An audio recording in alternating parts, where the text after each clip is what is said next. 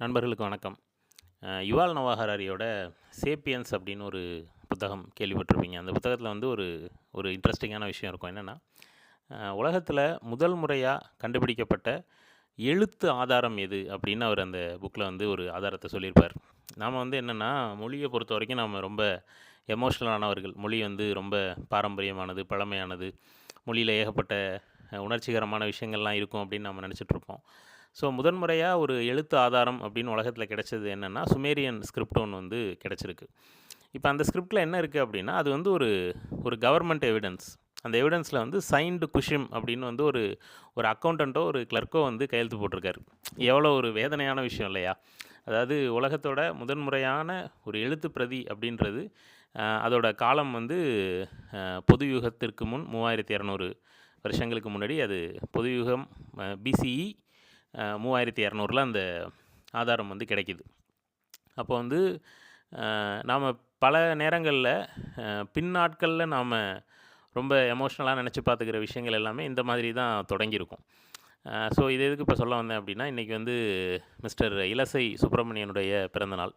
இலசை சுப்பிரமணியன் அப்படின்றது வந்து சுப்பிரமணிய பாரதி தான். சுப்பிரமணிய பாரதியுடைய முதல் பாடல் அது சம்மந்தமா தான் இந்த ஒரு காணொளி. அவர் முதல்ல எழுதினது அதுவுமே ஒரு ஒரு கேலியான ஒரு பாடல் தான் அவர் எழுதியிருக்காரு முதல் முறையா.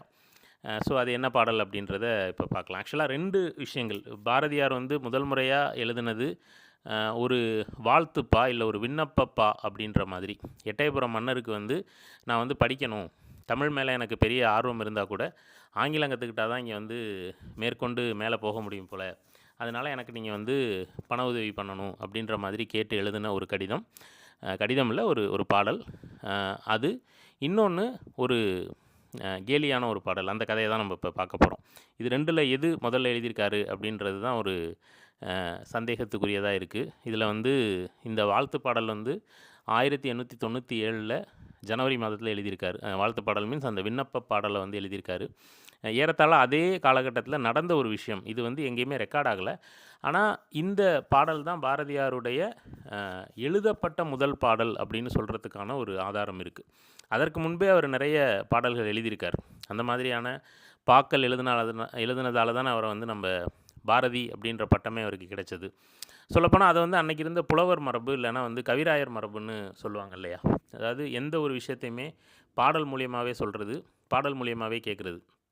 அதனால தான் நம்மளோட ஆரம்பகட்ட சினிமாக்கள்லயும் பார்த்தீங்கன்னா, பாடல்கள் வந்து நிறைய இருக்கும். ஏன்னா, மொழி அப்படின்றதே பாடலோட சம்மந்தப்பட்டதா தான் அந்த காலத்தில இருந்திருக்கு. உ.வே. சாமிநாத ஐயருடைய என் சரித்திரம் புத்தகத்த படிச்சா, அதில அந்த மாதிரியான நிறைய கவிராயர்கள பத்தின குறிப்புகள் வர்றத பார்க்கலாம். இந்த மாதிரியான கவிராயர்கள் வந்து ஒரு மன்னரோட வீட்டுக்கோ, மன்னர்னா அந்த ஊர் ஜமீன்தாரோட வீட்டுக்கு, இல்ல வந்து ஒரு கோவிலுக்கு போயி, அந்த கோவில பற்றிய ஒரு புராண சரிதம் ஒண்ணு எழுதுவாங்க. புராணம் எழுதுவாங்க. இல்லன்னா ஒரு மன்னர பற்றி நீங்க உங்கள போல உண்டா? நீங்க அப்படி, நீங்க இப்படி.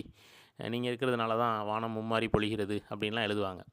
ஸோ ஏறத்தாழ அதோட தொடர்ச்சியா தான் இன்றைக்கி நம்முடைய சினிமா பாடலாசிரியர்கள் இருக்காங்க. அதாவது கதாநாயகன வந்து உயர்த்தி எழுதுறது அப்படின்றது கிட்டத்தட்ட அந்த கவிராயர் மரபோட ஒரு தொடர்ச்சி அப்படின்னு சொல்லலாம்.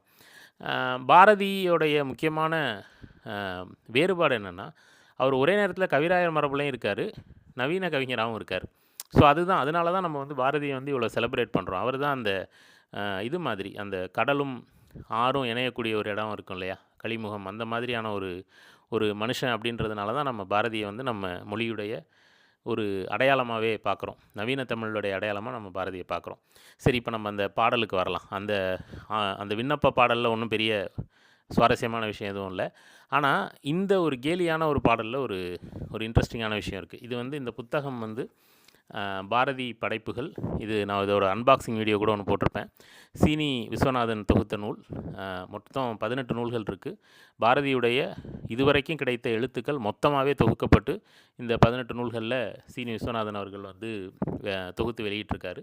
இது வந்து அதோடைய முதல் நூல். இந்த நூல் வந்து பாரதியுடைய படைப்புகள் எதுவும் இதில இருக்காது. இது பாரதியுடைய சுயசரிதம். பாரதியுடைய படைப்புகள படிக்கிறதுக்கு முன்னாடி சரிதம், சுயசரிதம்னு சொல்லக்கூடாது. படைப்புகள படிக்கிறதுக்கு முன்னாடி அவருடைய வாழ்க்கை வரலாற சொல்லக்கூடிய ஒரு நூல்.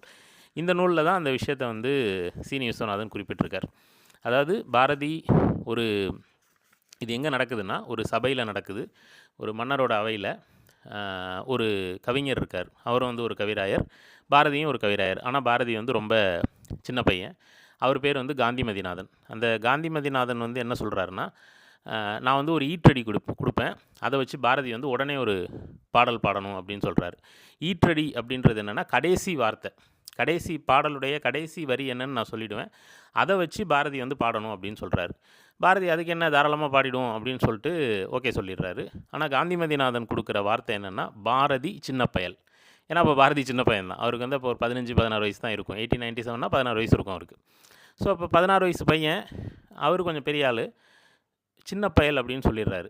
இவரு உடனே டக்குன்னு ஒரு பாடல் பாடுறாரு. என்னன்னா, ஆண்டில் ஆண்டில் இளையவனென்றோ அகந்தையினால் ஈண்டிங் இகழ்ந்தென்னை ஏளனஞ்செய் மாண்பற்ற காரிருள் போலுள்ளத்தான் காந்திமதிநாதனை பார் அதி சின்ன பயல் அப்படின்னு பாடுறாரு. இது என்னன்னா, ஆண்டில் இளையவனென்றோ இளையவனென்றோ வயசில் கம்மின்றதுனால அகந்தையினால் அந்த ஆணவத்தில் ஈண்டிங் இகழ்ந்தென்னை இதை ஒரு காரணமாக வச்சுக்கிட்டு என்னை நீ வந்து கேலி பண்ணுற, மாண்பற்ற சுத்தமாக மரியாதையற்ற காரிருள் ஒரு கருமையான இருள் போல் உள்ளத்தான் காரிருள் போன்ற உள்ளம் கொண்ட காந்திமதிநாதனை, இதோட 3 வரி முடிஞ்சது. லாஸ்ட் வரி பாரதி சின்ன பயல். பாரதி சின்ன பயல்னா இந்த இடத்துல என்னென்னா, பார் அதி சின்ன பயல். காந்திமதிநாதனை வந்து அவர் வந்து பார் அதி சின்ன பயல். சின்ன பையன்றதுனால என்னை இப்படி கேலி பண்ணுற காரிருள் போன்ற உள்ளம் கொண்ட காந்திமதிநாதனை பார், அவன் அதி சின்ன பயல். அதான் பார் அதி சின்ன பயல் அப்படின்னு சொல்கிறாரு. அதி சின்ன பயல்னா ரொம்ப சின்ன பயல் அப்படின்ற மாதிரி.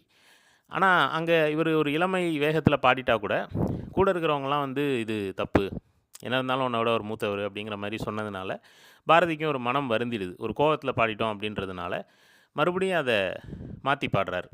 அதே பாட்டை அதே பாரதி சின்ன பயல் அப்படின்ற கடைசி வரி வர்ற மாதிரி என்னென்னா, ஆண்டில் இளையவன் என்றைய அருமையினால் ஈண்டின்றென்னை நீ ஏந்தினையால் மாண்புற்ற காரது போலுள்ளத்தான் காந்திமதிநாதர்க்கு பாரதி சின்ன பயல் அப்படின்னு சொல்கிறாரு. முதல்ல வந்து காரிருள் போலுள்ளத்தான் அப்படின்னு சொன்னார். கருமையான இருள் போன்ற உள்ளம் கொண்ட காந்திமதிநாதன் அப்படின்னு சொல்லிட்டார். இப்போ என்ன சொல்கிறாருன்னா, நான் சின்ன பையனாக இருந்தாலும் என்னையும் ஒரு சவாலுக்கு கூப்பிட்ட மாதிரி நீங்கள் கூப்பிட்ருக்கீங்க. அதனால காரது போலுள்ளத்தான் மலைமேகம் போன்ற உள்ளம் கொண்ட காந்திமதிநாதர்க்கு பாரதி சின்ன பயல். இப்போ வந்து அவர் உண்மையிலே தன்னை சின்ன பயல் அப்படின்னே சொல்லிக்கிறார்.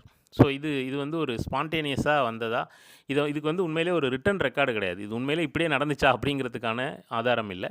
ஆனால் இது சில ஆய்வுகள் மூலயமா இப்படி ஒரு 2 பாடல்கள் எழுதப்பட்டது. சோமசுந்தர பாரதியார் இல்லை வேறு யாரோ ஒருத்தர் அவர் கூட இப்போ இருந்திருக்காங்க அப்படின்ற மாதிரியான இந்த 2 பாடல்கள் வந்து இங்கே இதுதான் பாரதியுடைய முதல் படைப்பு, வெளிவந்த இல்லை கிடைத்த படைப்பு அப்படின்னு நாம் எடுத்துக்கலாம்.